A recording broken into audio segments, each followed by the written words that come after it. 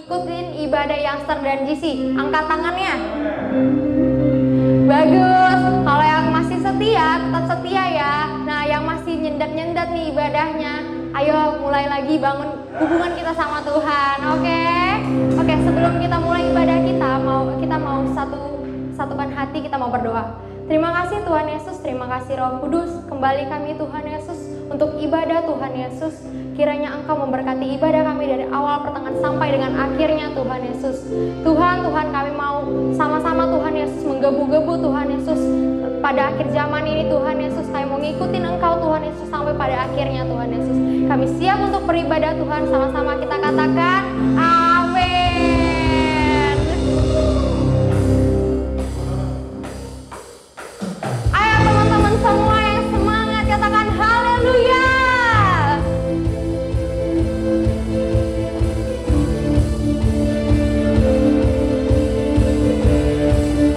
Kita bersyukur punya Allah yang dahsyat, amin.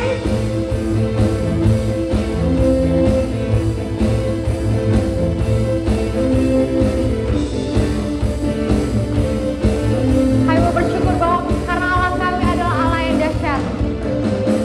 Bersyukurlah kepadanya, bawalah pujian baginya, karena Dia Raja, Dia yang perkasa.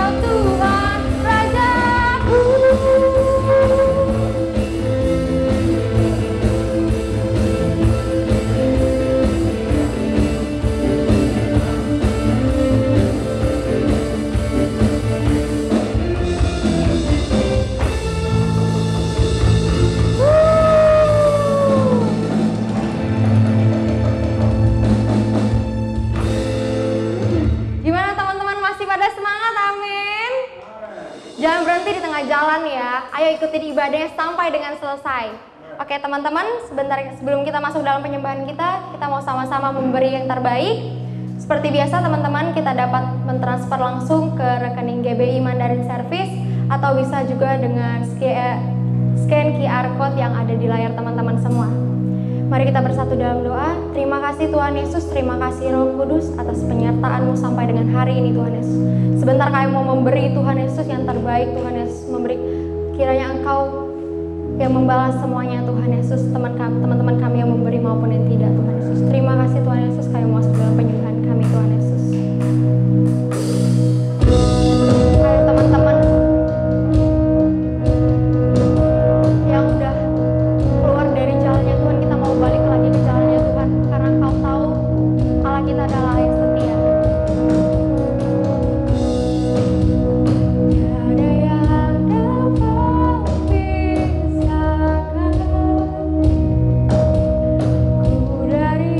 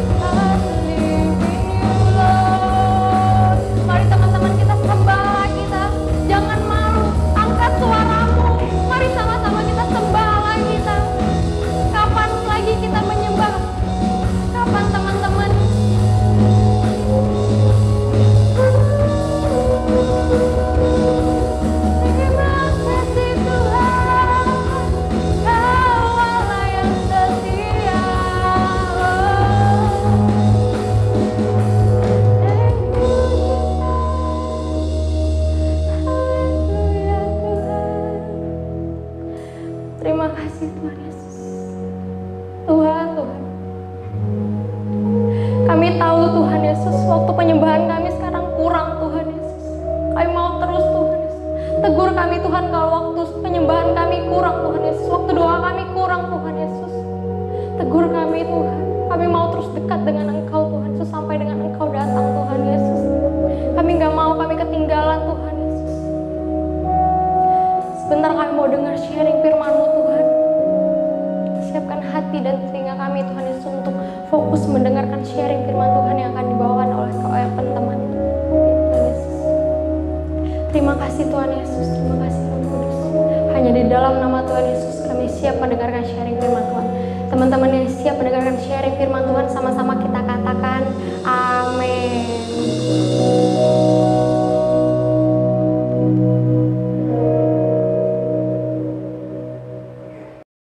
Shalom Youngster Immanueli, apa kabarnya? Saya percaya kalian semua dalam keadaan yang luar biasa. Pasti semuanya sehat, amin. Nah, sebelum kita mendengarkan firman Tuhan, mari kita berdoa terlebih dahulu. Tuhan Yesus, hamba-Mu berdoa, hari-hari ini kami ada di hari-hari terakhir, di mana kami tahu kami ada di pertandingan yang begitu luar biasa Tuhan hari-hari ini. Karena itu biarlah Tuhan hari ini kami mendengarkan firman-Mu Tuhan Yesus, dan kami dikuatkan, kami diteguhkan kembali Tuhan. Dan kami percaya kami akan memenangkan pertandingan-pertandingan terakhir ini Tuhan, di dalam final lap ini. Kami percaya Allah menyertai kami semua. Kami buka hati kami, jiwa, tubuh, roh kami Tuhan, untuk dipenuhi firman Tuhan pada hari ini. Di dalam nama Tuhan Yesus kami berdoa, amin. Nah, teman-teman youngster, saya akan buka firman Tuhan dari 1 Korintus 9 ayat yang ke-24. Dibilang seperti ini, tidak tahukah kamu bahwa dalam gelanggang pertandingan semua peserta turut berlari, tetapi bahwa hanya satu orang saja yang mendapat hadiah. Karena itu larilah begitu rupa sehingga kamu memperolehnya. Tiap-tiap orang yang turut mengambil bagian dalam pertandingan menguasai dirinya dalam segala hal. Mereka berbuat demikian untuk memperoleh satu mahkota yang fana, tetapi kita untuk memperoleh satu mahkota yang abadi. Yang percaya katakan amin. Kita akan memperoleh mahkota yang abadi ketika kita bertanding, untuk nanti ketika kita bertemu sama Tuhan, kita mendapatkan mahkota yang begitu luar biasa. Nah, hari ini saya akan berbicara tentang final lap. Kita ada di zaman akhir hari-hari ini, dan kita melihat bahwa nubuatan-nubuatan hamba-hamba Tuhan sedang digenapi, sedang dalam penggenapan. Hari-hari ini banyak mengatakan bahwa penuaian terbesar dan terakhir akan terjadi di zaman kita, di zaman generasi Yeremia, dan kita percaya itu, we believe that. Dan kita percaya bahwa anak-anak muda, jutaan anak-anak muda Indonesia akan dipakai Tuhan dengan dahsyat dan luar biasa to be the messenger of the third Pentecost. Nah, ketika kita berbicara tentang penuaian terbesar, kita juga harus mengerti kita ada di garis akhir, kita ada di final lap, di pertandingan terakhir. Nah, ketika kita berbicara tentang a race atau sebuah pertandingan, justru di putaran akhir itulah yang akan menentukan kita menang atau tidak.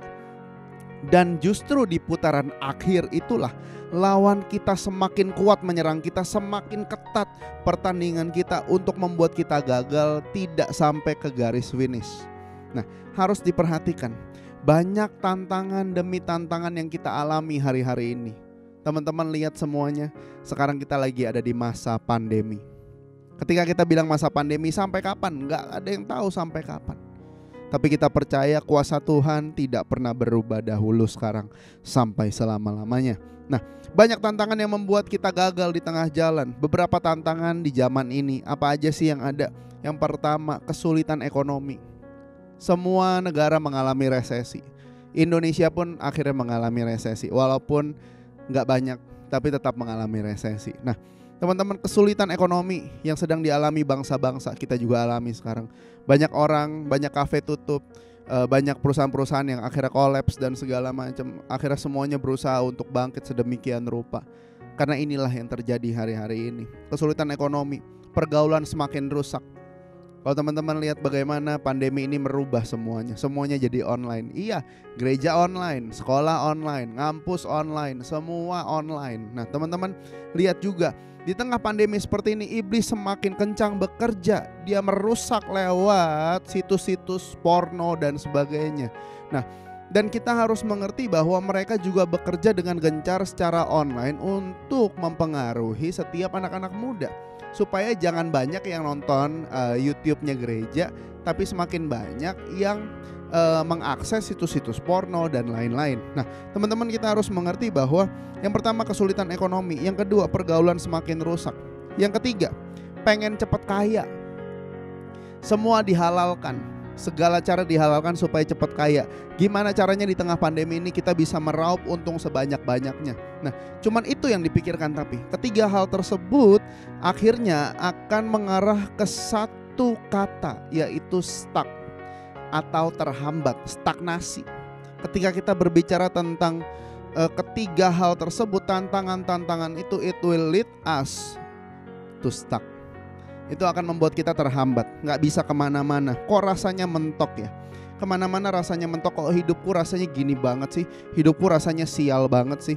Nah, teman-teman, kita buka Alkitab kita sekali lagi di Ibrani 3 ayat yang ke-13. Dibilang seperti ini, tetapi nasihatilah seorang akan yang lain setiap hari, selama masih dapat dikatakan hari ini, supaya jangan ada di antara kamu yang menjadi tegar hatinya karena tipu daya dosa. Kita harus melihat hari-hari ini bahwa tipu daya iblis dan tipu daya dosa semakin kuat untuk mempengaruhi setiap anak-anak muda. Karena iblis tahu, teman-teman tahu kenapa hari-hari ini anak muda yang dihajar abis-abisan sama iblis? Karena dia tahu yang akan mengalami dan yang akan mengakhiri pertandingan ini adalah generasi Yeremia, anak-anak muda yang luar biasa. Karena itu jutaan anak-anak muda itulah yang akan membawa penuaian terbesar, dan terakhir revival akan terjadi. Dan kita percaya kita semua harus masuk di garis finish dan menjadi pemenang yang mendapatkan mahkota-mahkota yang daripada Tuhan. Yang percaya katakan amin. Nah, karena itu apa sih yang harus kita lakukan hari-hari ini? Tadi kita sudah melihat beberapa contoh apa yang sedang terjadi hari-hari ini, dan itu yang membawa kita kepada satu kebosanan, satu hal di mana kita mentok sana sini nggak bisa. Nah, ada 3 poin yang akan saya bagikan buat teman-teman youngster Immanueli hari ini. Nah, yang pertama, apa yang harus kita lakukan untuk dapat kita finish strong, not just finish, tapi finish strong di final lap. Nah, yang pertama adalah restart. Sama-sama katakan restart. Kita harus melakukan factory reset.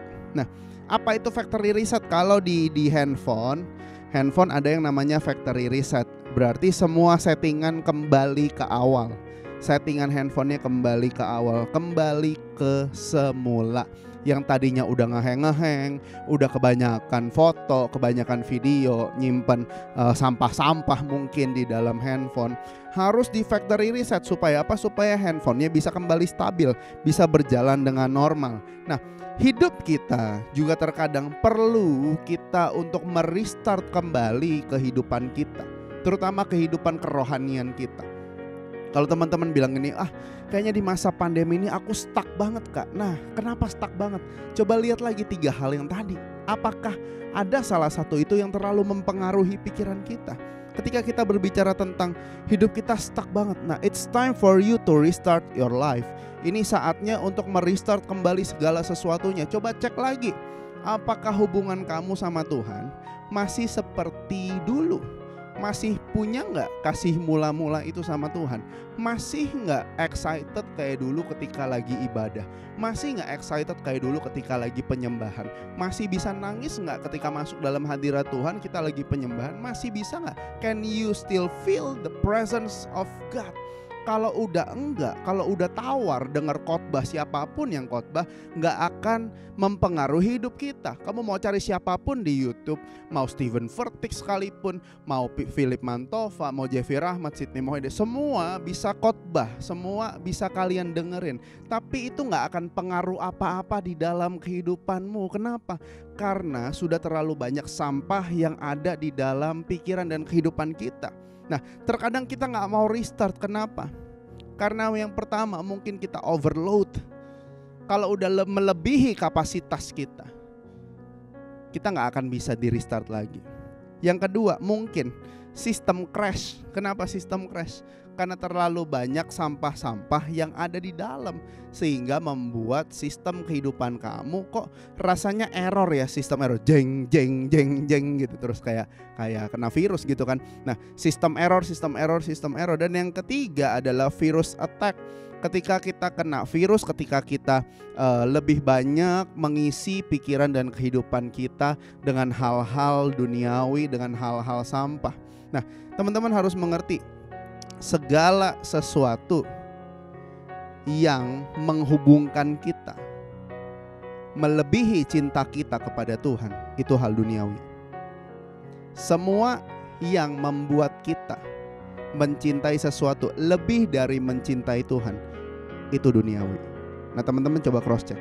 Apa yang membuat kamu cinta sama satu hal tersebut melebihi cinta kamu sama Tuhan? Kalau udah begitu, we have to restart ourselves. Restart. Mari coba kita restart lagi. Dan kita ingat-ingat, oh dulu kayak apa sih saya? Ketika saya baru pertama kali jatuh cinta sama Tuhan, seperti apa sih saya? Teman-teman, Filipi 4 ayat yang ke-8 bilang gini, jadi akhirnya saudara-saudara, semua yang benar, semua yang mulia, semua yang adil, semua yang suci, semua yang manis, semua yang sedap didengar, semua yang disebut kebajikan dan patut dipuji, pikirkanlah semuanya itu. Pikirkanlah semuanya itu. Nah, hari-hari ini kita harus mengerti, when we restart ourselves, Tuhan akan mengembalikan yang paling pertama, kasih mula-mula ke dalam kehidupanmu. Supaya setiap kali kita melakukan segala sesuatu itu untuk Tuhan. Kita berjalan untuk Tuhan. Kita menghidupi kehidupan ini untuk Tuhan. Kita bekerja untuk Tuhan. Kita melayani untuk Tuhan. Untuk apa kamu hidup? Untuk Tuhan. Roma 12 terjemahan The Message dibilang ini, segala hal yang kita lakukan, bahkan berjalan, naik sepeda, naik motor, kegiatan kita, itu semuanya untuk Tuhan. Sehingga kita mengerti ketika kita di factory reset lagi, kita restart lagi, itu yang akan membuat kita semakin dekat sama Tuhan hari-hari ini. Dan yang akan membuat kita strong.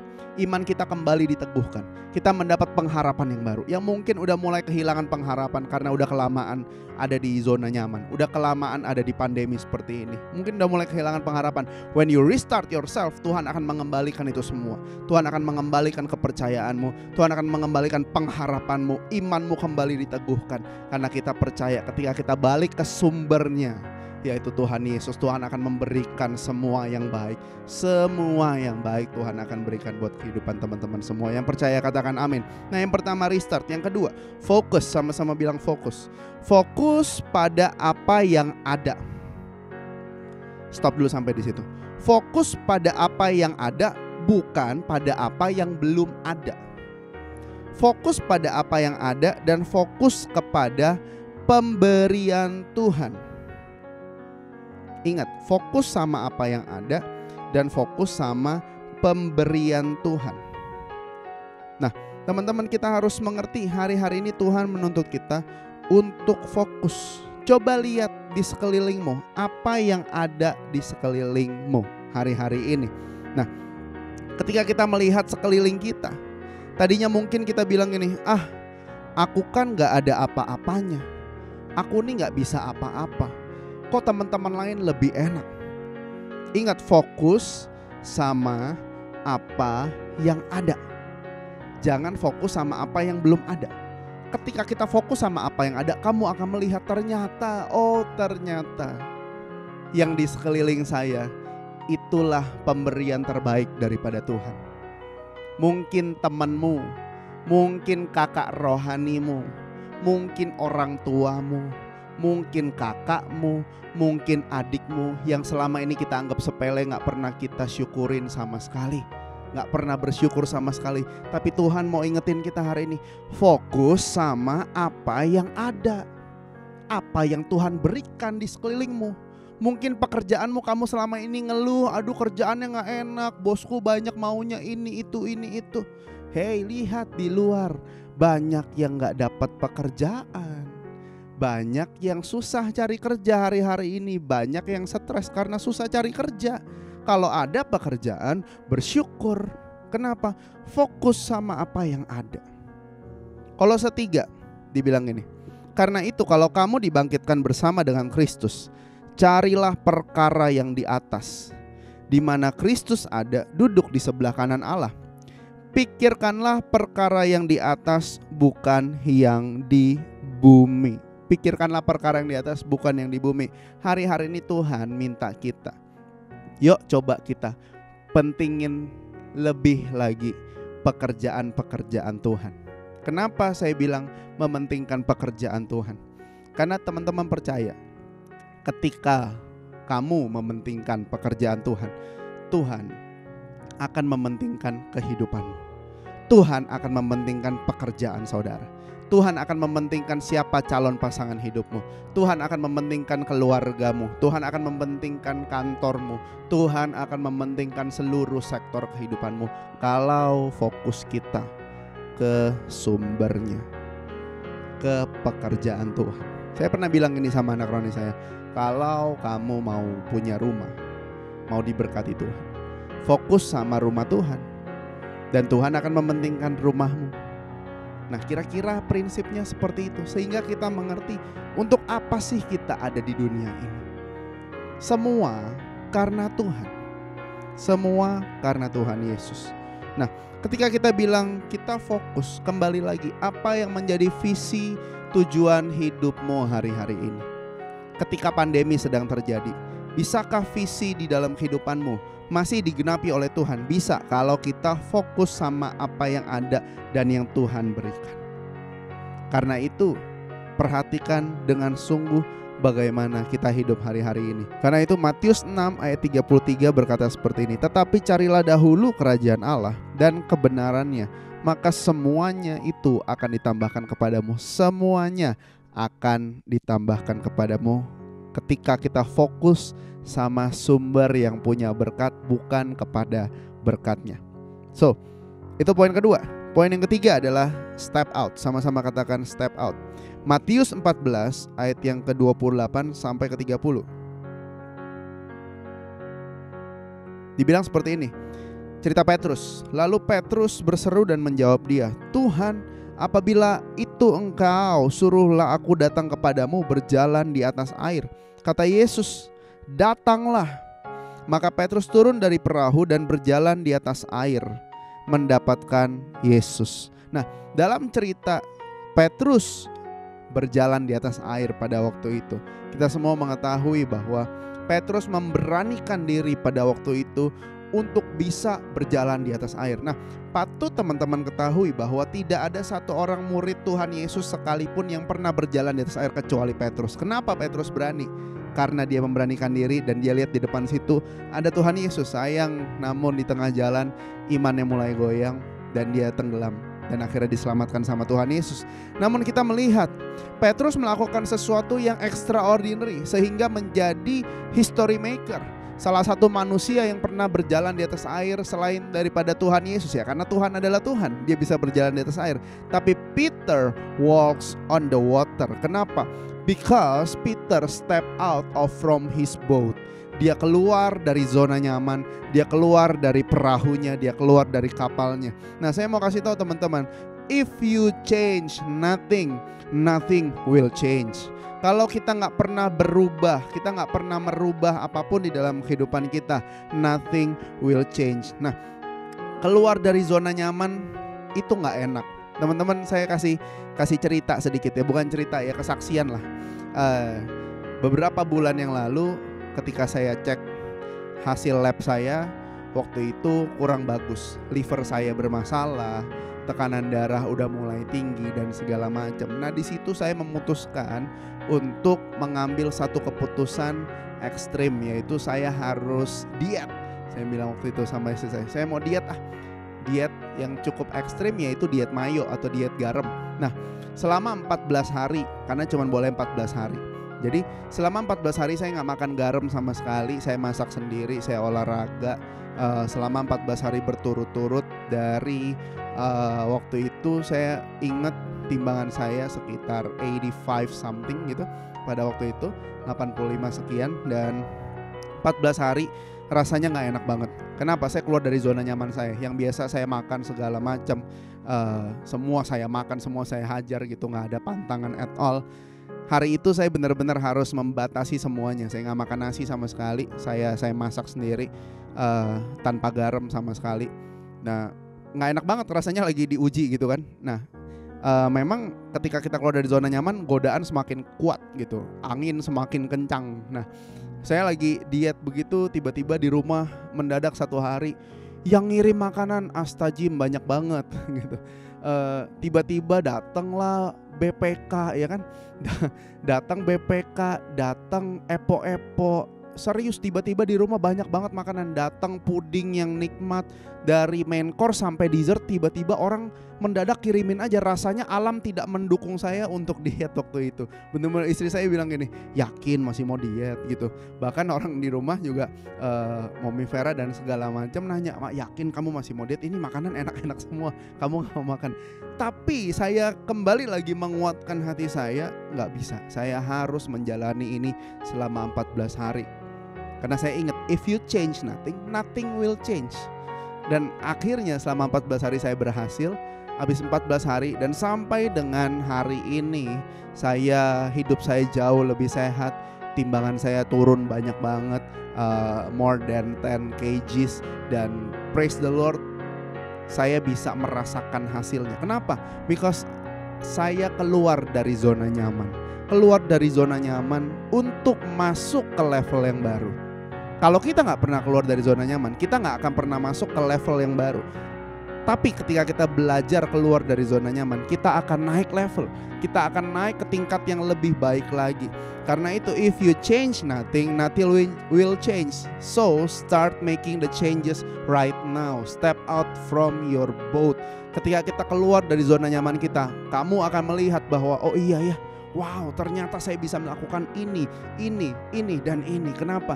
Karena kita merubah kebiasaan lama kita menjadi kebiasaan baru.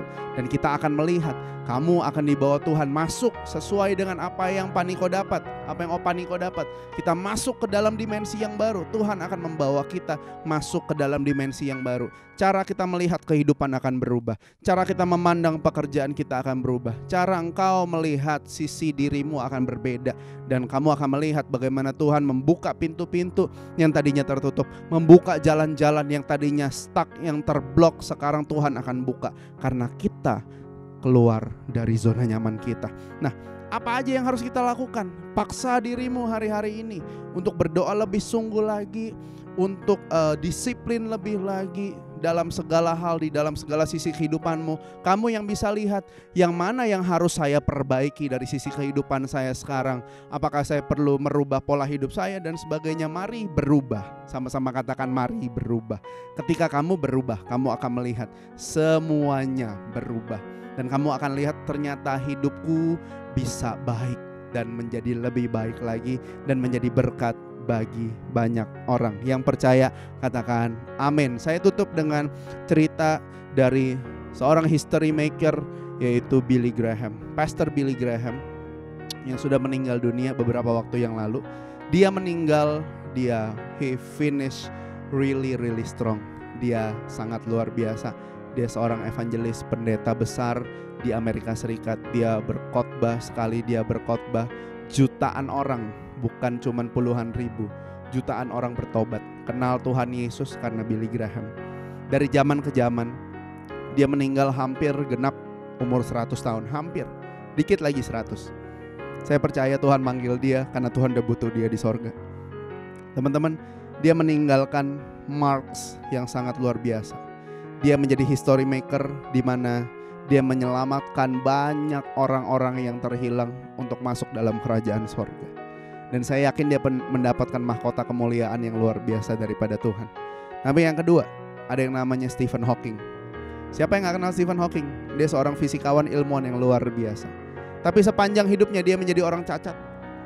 Dia ngomong harus pakai alat bantu dengan semua komputer yang canggih banget, tapi dia cacat. Sampai akhir hidupnya Ini matinya nggak selang jauh waktunya. Sampai akhir hidupnya dia nggak mau percaya sama Tuhan. Dia bilang eksistensi Tuhan saya tolak. Saya tidak percaya sama Tuhan. Kenapa? Semuanya itu masuk ke logika saya. Semuanya itu ada teorinya. Bumi ini ada teorinya. Semua yang terjadi itu ada teorinya. Nah sehingga sampai akhir hayat hidupnya dia gak percaya bahwa Tuhan itu ada. Sangat menyedihkan. Seorang yang juga meninggalkan sesuatu di dunia dengan teori-teorinya. Tapi kita tahu sama-sama kalau dia gak percaya akan eksistensi Tuhan, sangat sulit, bahkan mustahil untuk bisa masuk dalam kerajaan sorga, apalagi mendapat mahkota kemuliaan. Lihat perbandingannya. Mau jadi yang mana kita? Apakah kita cuman mau jadi orang terkenal di dunia? Cuma kita gak finish strong. Tapi apakah kamu mau Tuhan angkat dari kemuliaan menuju kemuliaan yang lebih besar lagi bersama dengan Tuhan, dan kita membawa jiwa-jiwa banyak untuk kemuliaan nama Tuhan. Dan kita ketika kita masuk surga nanti, we finish strong. Tuhan membuka welcome tangannya. Welcome my son, my daughter. Ini mahkota kamu. Wow, saya yakin kita semua pasti sangat-sangat pengen kayak gitu. Yang percaya dan mau sama-sama katakan amin. Mari kita bersatu dalam doa. Oralaba syama karalaba yana baralaba sema karalaba yana baralaba syama kana bayaralaba syakana baralaba. Tuhan Yesus, terima kasih Tuhan. Kami mengucap syukur untuk waktu ini. Dan biarlah Tuhan hamba-Mu berdoa buat setiap teman-teman yang Immanueli Tuhan. Tuhan berkati setiap teman-teman Tuhan Yesus, untuk mereka hari-hari ini bisa kembali merestart diri mereka Tuhan. Dan kami percaya Tuhan mengembalikan kasih mula-mula itu kepada setiap anak-anak-Mu, untuk bisa kembali merasakan hadirat Tuhan, merasakan kasih Tuhan, merasakan kasih mula-mula Tuhan. Dan Tuhan biar mereka juga bisa fokus sama apa yang Tuhan berikan hari-hari ini. Fokus juga sama pekerjaan-pekerjaan Tuhan. Fokus dengan apa yang Tuhan sediakan untuk hidup mereka. Dan kami percaya Tuhan, ketika mereka restart, mereka fokus dan mereka step out of their boat Tuhan, Tuhan akan memberkati mereka. Dan kami percaya, kami perkatakan Tuhan, teman-teman yang Immanueli juga akan finish strong di final lap ini Tuhan Yesus. Dan kami percaya Tuhan Yesus, hamba-Mu mengimpartasikan semua berkat ilahi yang baik Tuhan berikan atas setiap jemaat-Mu Tuhan Yesus. Dan kami percaya every leader, semua pemimpin-pemimpin yang ada di yang Immanueli Tuhan, semua yang mengikuti ibadah ini Tuhan, kami percaya Tuhan perbesar, perlebar kapasitas mereka Tuhan.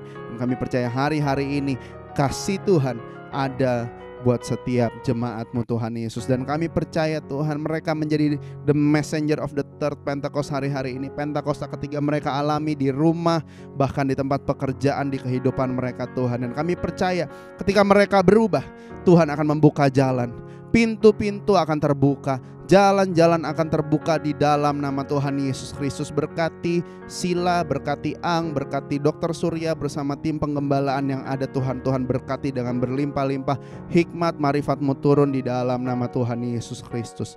Bersyukur untuk hari ini Tuhan Yesus. Dan kami percaya firman-Mu yang sudah disampaikan melekat di hati kami. Dan kami percaya kami bukan cuman mendengarkan firman, tapi kami menjadi pelaku-pelaku firman yang begitu dahsyat dan luar biasa. Terima kasih Tuhan untuk waktu yang indah ini, di dalam nama Tuhan Yesus Kristus. Yang percaya sama-sama katakan amin. God bless you. Sampai ketemu lagi. Bye-bye.